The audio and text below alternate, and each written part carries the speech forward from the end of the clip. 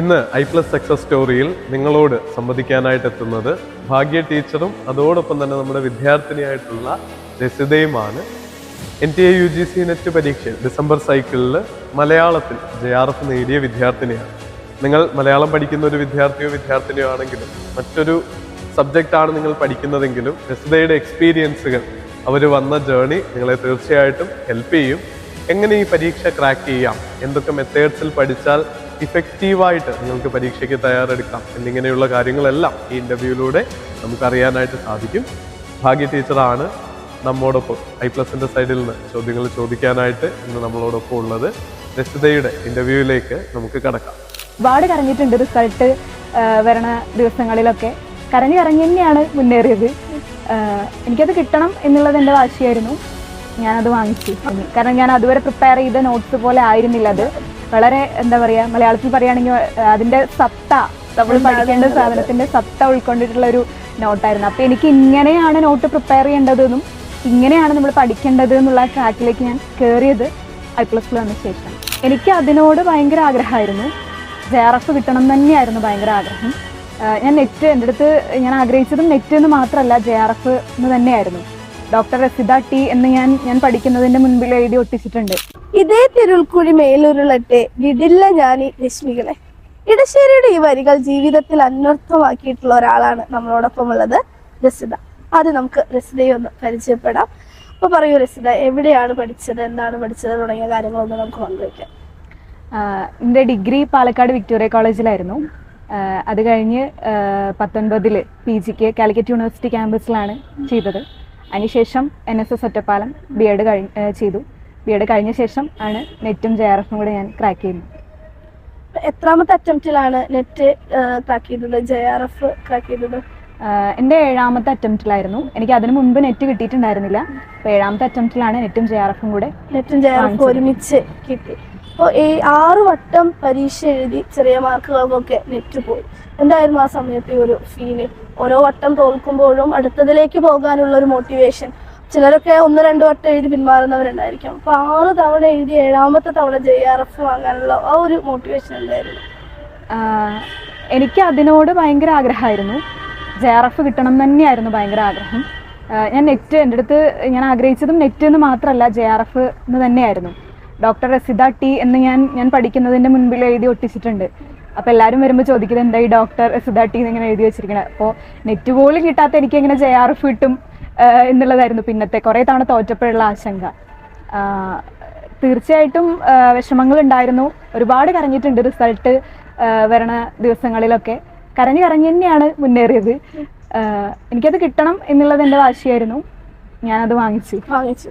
നെറ്റിനും JRFിനും വേണ്ടിയിട്ട് പ്രിപ്പയർ ചെയ്ത ആ പ്ലാൻ, സ്ട്രാറ്റജി ഇപ്പോൾ 6 തവണ എഴുതി 7ാമത്തെ തവണ JRFോട് കൂടി വിജയിച്ചു.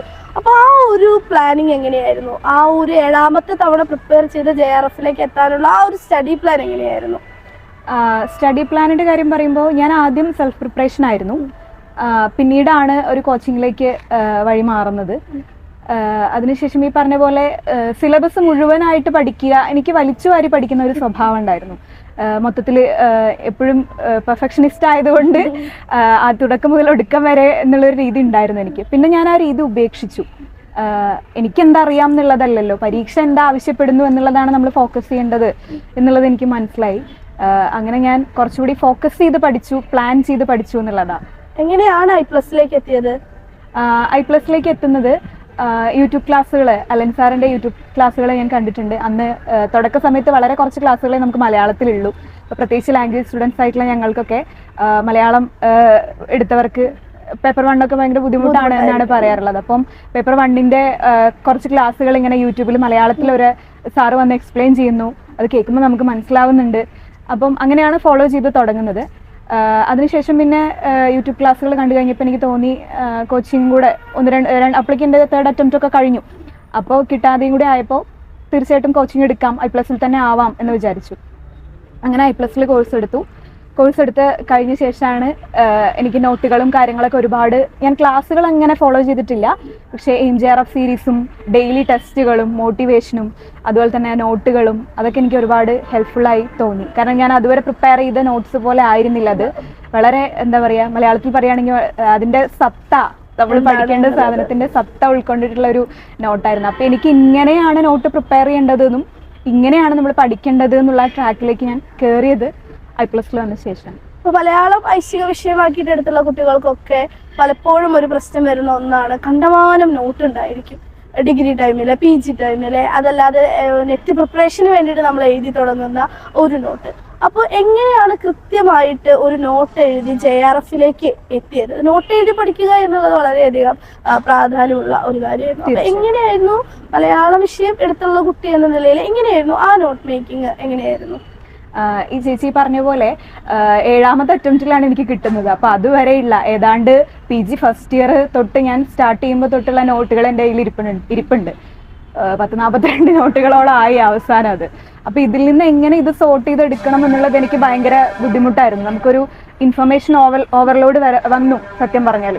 അതെങ്ങനെ മറികടക്കണം എന്നുള്ളതായിരുന്നു പ്രധാന പ്രതിസന്ധി. ഈ അവസാനത്തെ അറ്റംപ്റ്റിൽ ഞാൻ കുറച്ച് നോട്ടുകൾ വളരെ എന്താ പറയുക ഷോർട്ട് ആയിട്ടുള്ള നോട്ട്സുകളാണ് ഞാൻ ഉണ്ടാക്കി പിന്നെ വന്നത്. മെയിൻ ആയിട്ടുള്ള സാധനങ്ങൾ എന്തൊക്കെയാണോ, പരീക്ഷയ്ക്ക് ചോദിക്കുന്ന പോയിന്റ്സ് എന്തൊക്കെയാണോ അത് ഉൾപ്പെടുന്ന കാര്യങ്ങൾ ഉൾപ്പെടുത്തിയിട്ടുള്ള നോട്ടുകളാണ് ഞാൻ ഉണ്ടാക്കി തുടങ്ങിയത്.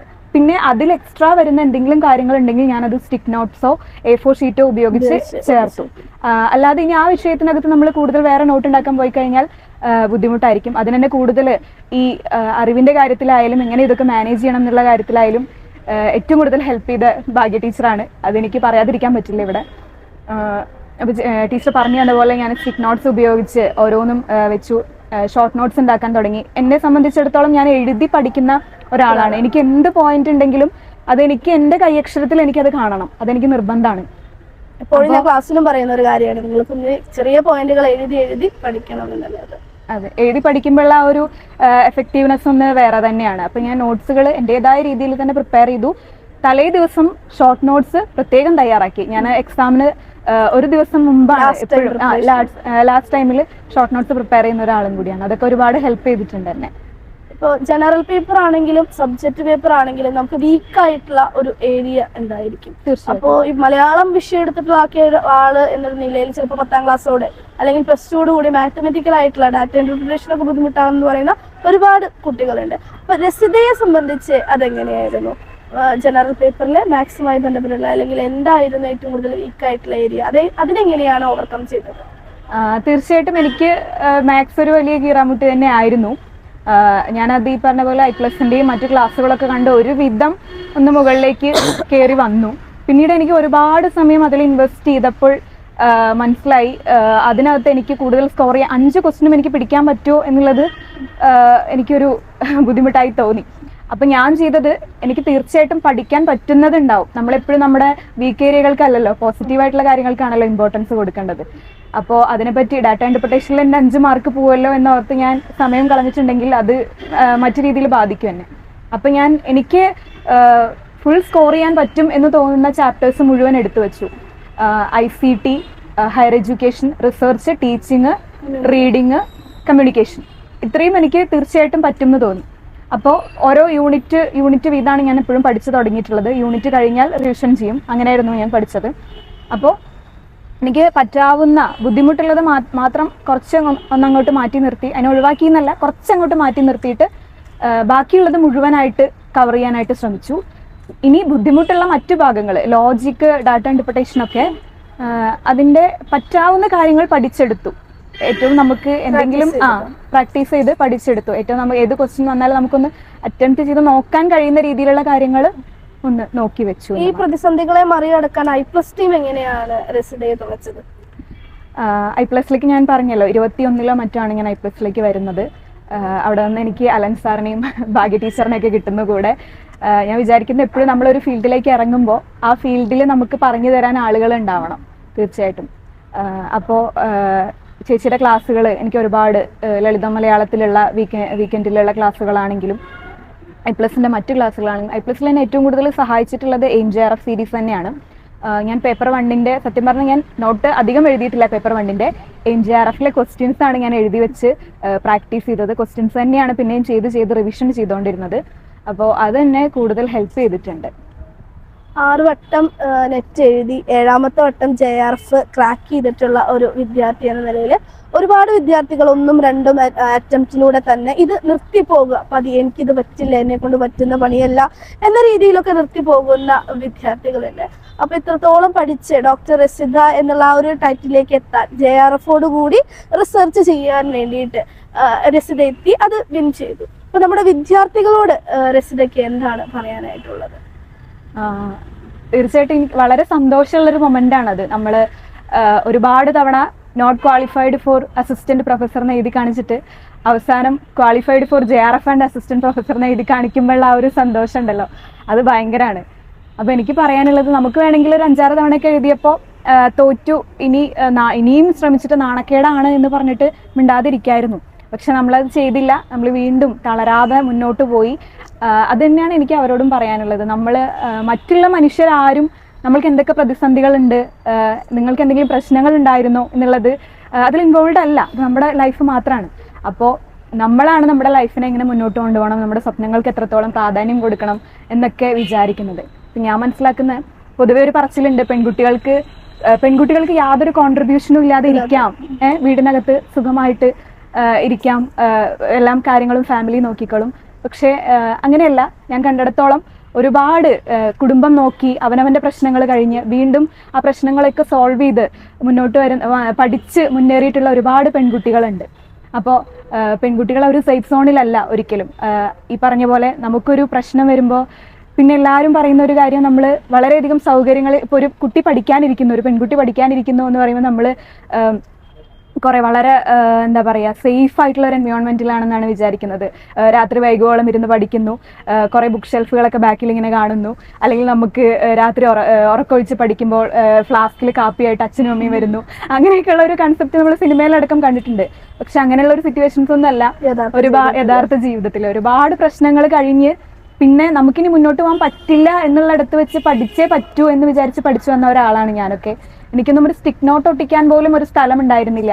ഞാൻ എൻ്റെ അലമാരയിൽ സ്റ്റിക്ക് നോട്ട്സ് ഒട്ടിച്ച് വെച്ചിട്ടാണ് ഞാൻ പഠിച്ചതൊക്കെ. അപ്പോൾ അവിടെ നിന്ന് JRFിലേക്ക് പോകുമ്പോൾ എൻ്റെ മാനസികമായിട്ടും സാമ്പത്തികമായിട്ടും ഒറ്റയ്ക്ക് ഏതാണ്ട് ഡിഗ്രി കഴിഞ്ഞപ്പോൾ തന്നെ ഞാൻ ഒറ്റയ്ക്ക് നിൽക്കാൻ ശ്രമിച്ച ഒരാളാണ്. അപ്പോൾ ആ ഒറ്റയ്ക്ക് നിൽക്കൽ JRFോട് കൂടി കുറച്ചുകൂടി പൂർണ്ണമാവുന്നു എന്നാണ് ഞാൻ മനസ്സിലാക്കുന്നത്. അപ്പോൾ അത് തന്നെയാണ് എനിക്ക് വിദ്യാർത്ഥികളോടും പറയാനുള്ളത്. നമ്മൾ സാമ്പത്തികമായിട്ടും മാനസികമായിട്ടും അക്കാദമികമായിട്ടും ഒക്കെ മുന്നോട്ട് പോകാനും ഒറ്റയ്ക്ക് നിൽക്കാനുമായിട്ട് ശ്രമിക്കുക എന്നുള്ളതാണ്.